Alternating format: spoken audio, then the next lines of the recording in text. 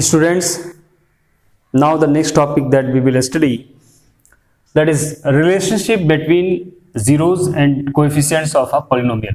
What is the relationship between zeros and coefficient of a polynomial? So first of all, we will take an example to understand the concept. Let there is a polynomial px is equal to 6x square minus x minus 2. It is a polynomial. Now, what is the coefficient of x square?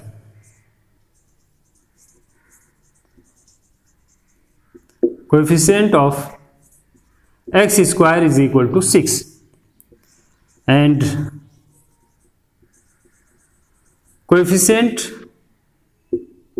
of x is equal to -1.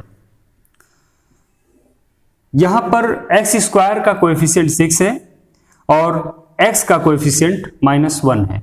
हमें इसी coefficient का relation इस polynomial के zeros के साथ देखना है कि उसका रिलेशन क्या है. What is the relation of the coefficient and zeros of the polynomial.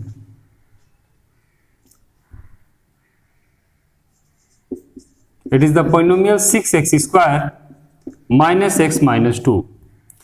अब यहां पर हमें इस पॉलिनोमियल का जीरो फाइंड करना है, क्योंकि उस जीरो का रिलेशन इस कोएफिशिएंट के साथ हमें दिखाना है. तो सबसे पहले हम ये समझते हैं what is the meaning of zero.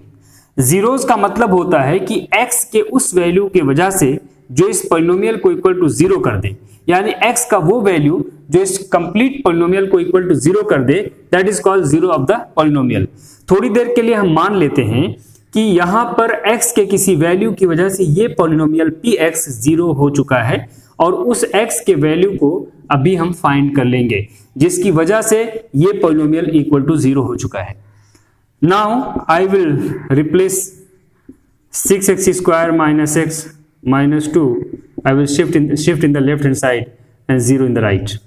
आपने फैक्टराइजेशन मेथड पढ़ा होगा जिसमें स्प्लिटिंग ऑफ मिडिल टर्म करके हम फैक्टराइजेशन फाइंड कर सकते हैं.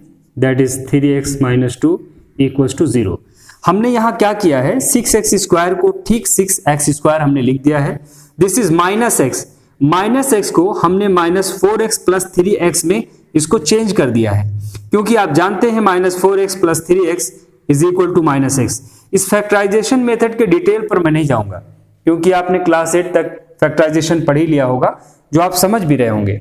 Now -4x plus 3x equal to -x. So हमने इस -x को -4x और प्लस 3x में चेंज कर दिया है. So it will be 6x square that is 2x. Now 3x minus 2 plus 1 that is 3x minus 2 equals to 0.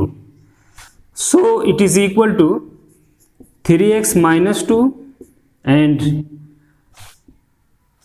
2x plus 1 equals to 0.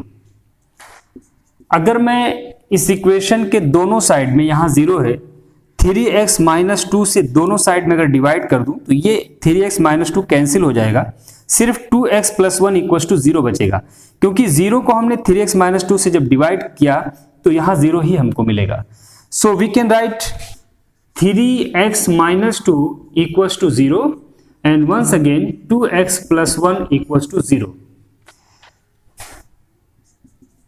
क्योंकि जब आप 2x plus 1 से आप डिवाइड करेंगे दोनों साइड में तो यहां 0 ही रहेगा, लेकिन 2x यहां से कैंसिल हो चुका होगा, तो वो हो जाएगा 3x minus 2 equals to 0.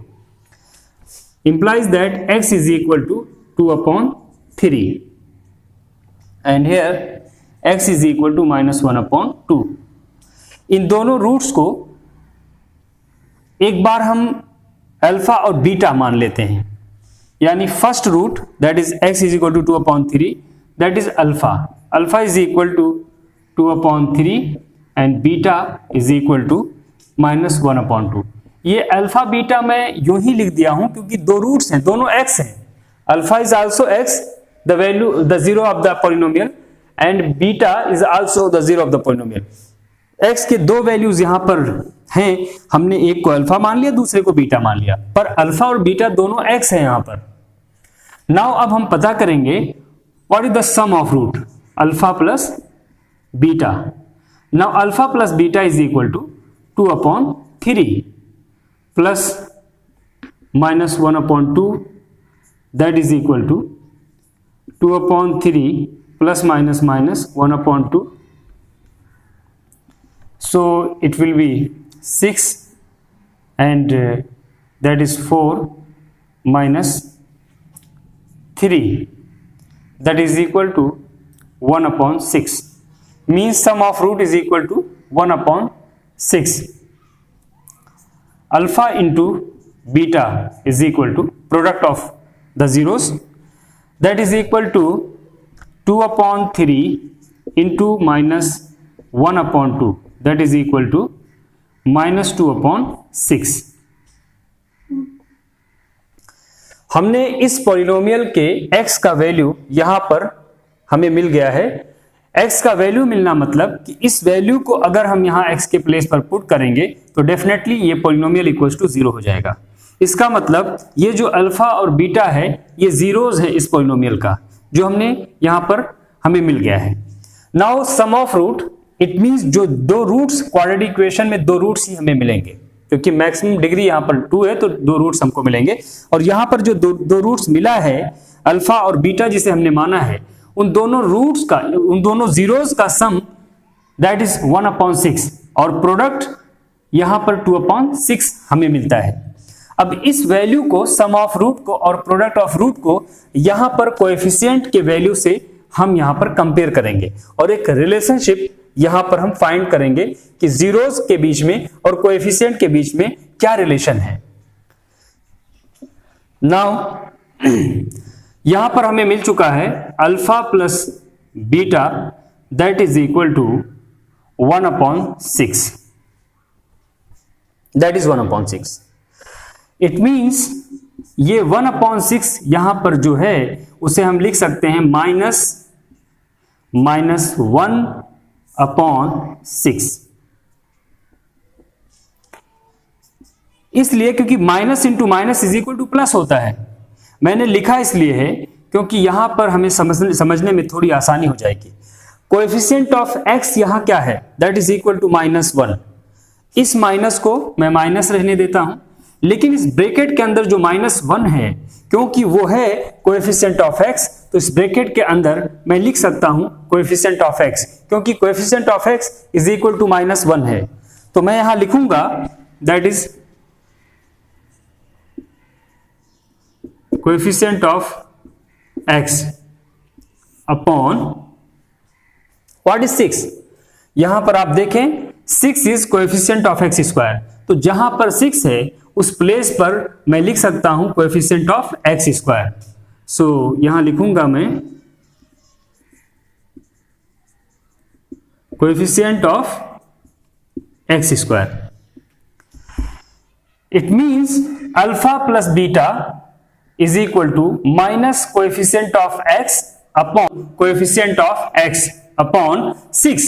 6 is the coefficient of x square, so at the place of 6 we can write coefficient of x square. तो ये यहां क्लियर हो जाता है कि sum of root alpha plus beta is equal to minus coefficient of x upon coefficient of x square. इसी तरह हम प्रोडक्ट ऑफ रूट को देखेंगे।